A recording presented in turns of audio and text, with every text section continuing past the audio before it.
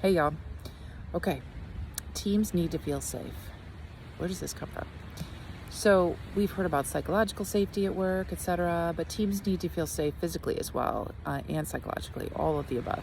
So this comes from our neuroscience needs. So we all need to feel valued, safe, and like we have a purpose in this world, but safety is really number one. Why? Because the brain is taking care of our whole body, and it needs to make sure our whole self is okay where we are. So it's always kind of scanning the area. Are we safe? For some reason at work we talk a lot about psychological safety, but we need to talk about all kind of safety for our teams, because the body, that's the brain's primary role, is to take care of the whole body, right? So I was just at a meeting called American College of Healthcare Executives, and they were talking about how emotions truly do drive our ability for change management. We want to think it's all intellect, but it's actually a lot of emotions are driving us. So our need, number one, to feel safety. So of course, if we don't feel safe, then we feel scared, right? So we will feel fearful. They were talking about, when you talk about change management, you hear these concepts of defiance, that people don't want to change. We want to stay comfortable because there's fear. So you have to help people through their stages of fear or their concerns about fear. So some of the fears when they were talking about some nurse teams was that they weren't sure how another team would be. They weren't sure if they would be treated poorly if they moved to other teams.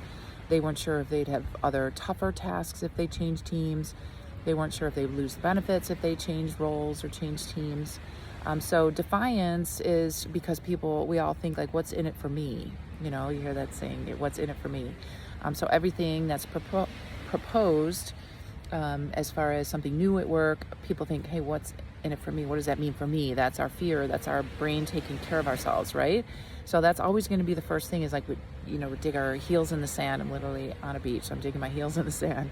It's like, no, I don't want to change because we're not sure what the new thing is going to look like. So as leaders, we need to speak to that, right? We need to speak to that uncertainty. Like, this is how I see it.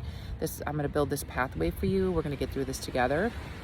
The other thing is, sometimes you hear compliance, that people go ahead with it. It works. It's all good, Or you'll hear reliance in what works. So they'll say, hey, I really want to have X, Y, and Z as part of this new plan. So can you make sure that these parts, like these familiar parts, are there? And people will feel better if there's some familiarity to it. That's the safety again, right? So as leaders, we have to be completely transparent if we're proposing something new, because people need like the stepping stones on how to get there, right? So our neuroscience need is to stay safe. We want to stay safe. And that's our brain's primary role. It's not to be creative or be a great leader. It's number one, to stay safe. So if we're asking something new of folks, we for sure have to address that need first, okay?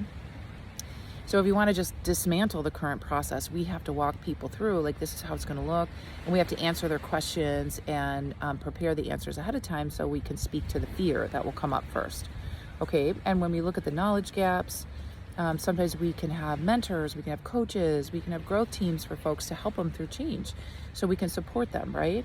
A good mentor will give them or remind them of their capabilities, will train them, will be both a coach sometimes and a mentor other times, so they can walk them through and talk them through their fear stops, right?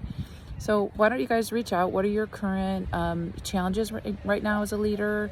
How do you address the fear of your teams? Feel free to share it in the comments, okay? You got this. And if you want to just check out my monthly membership where I support leaders doing this big work, this purpose-driven work, it's called Leadership Lift, and I'll put the link in the comments here. And I'd love for you to check it out and join us. We do monthly workshops, we do challenges, and we learn and grow together, because expansion can be actually fun and positive. And I really believe that, and our brain actually will grow and learn. We just also have to provide the safety and address the fear points, right? So again, you're going to share your current challenges of leading teams with me in the comments, and I'd love to hear them, and we'll talk all about them.